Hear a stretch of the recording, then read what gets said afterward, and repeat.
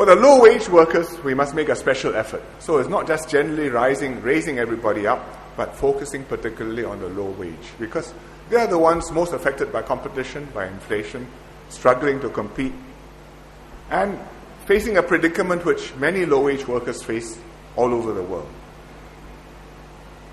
Unfortunately, there's no easy solution for this.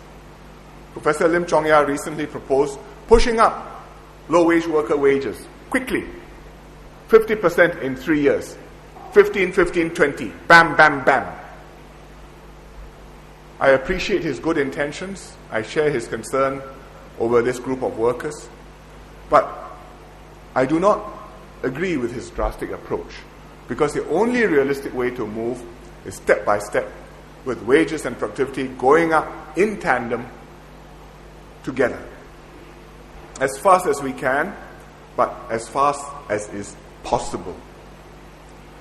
In the early 1980s, we did have one period when we zoomed up and pushed wages up very rapidly. Wage restructuring. But even then, we ran into problems. 1979, 1980, Singapore was a developing economy. We were growing very rapidly, 8-10% per year. Our only competition was the little dragons.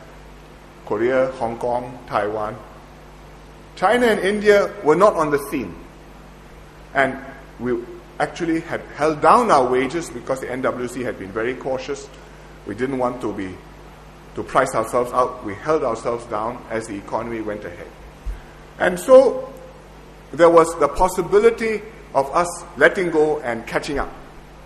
Especially as MNCs like Philips, like HP, like Texas Instruments were coming in, creating thousands of jobs and making the labor market very, very tight. So we had room to raise the wages quite sharply, but even then we overdid it. Wages shot up, productivity didn't improve, and we lost competitiveness. So in 1985, when the winds changed, when the conditions turned difficult, we plunged into a very deep recession. It was scary. The older unionists will remember. In fact, you will never forget. We had to cut wages sharply. We had to cut CPF 15% so that the economy could recover. Today, we are in a different situation. The NWC doesn't dictate the wages. It's globalization, it's technology, it's competition which is setting our wages. So the export companies are facing much tougher external competition, much more intense. Job by job, they compete against factories in China, in India, in Vietnam, everywhere. And as Brother Francis Lim from UE told me, they bid for every job, even against other factories in the same MNC.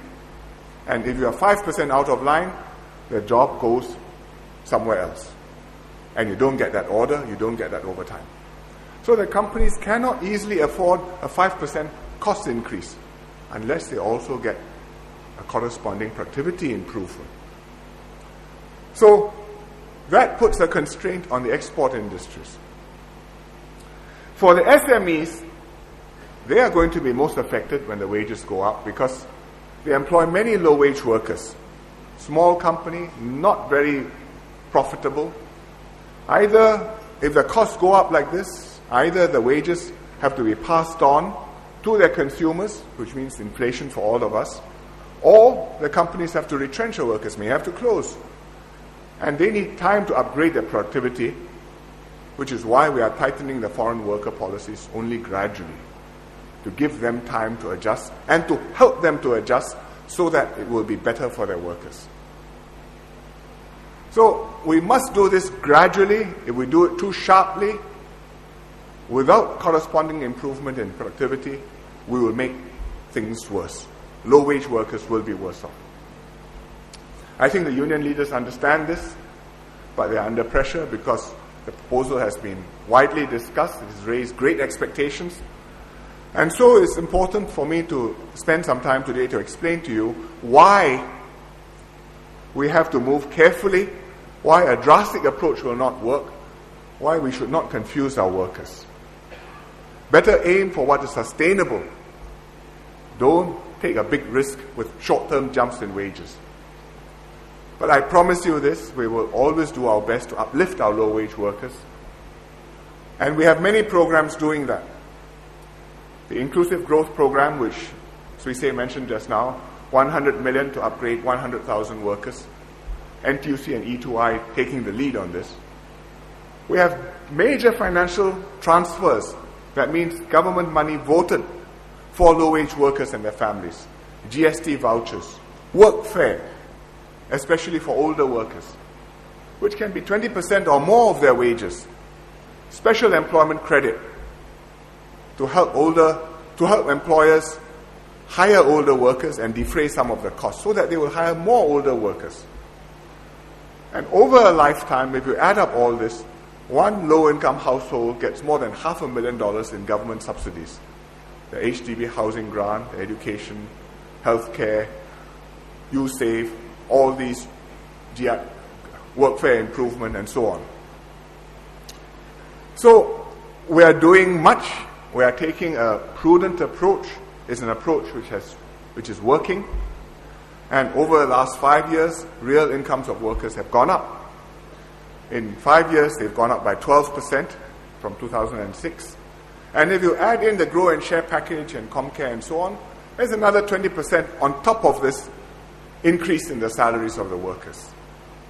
So we will continue to do this. NWC is working now. They are meeting. I'm sure that they will pay close attention to this issue. I will look forward to their recommendations, which I hope will be published within this month.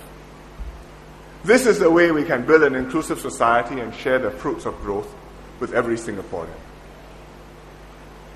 We must make sure, by keeping Singapore open, by keeping our economy growing, by sharing the fruits of growth with all our workers, that Singapore remains successful, prosperous, the place to be. Looking to the future, not back to the past.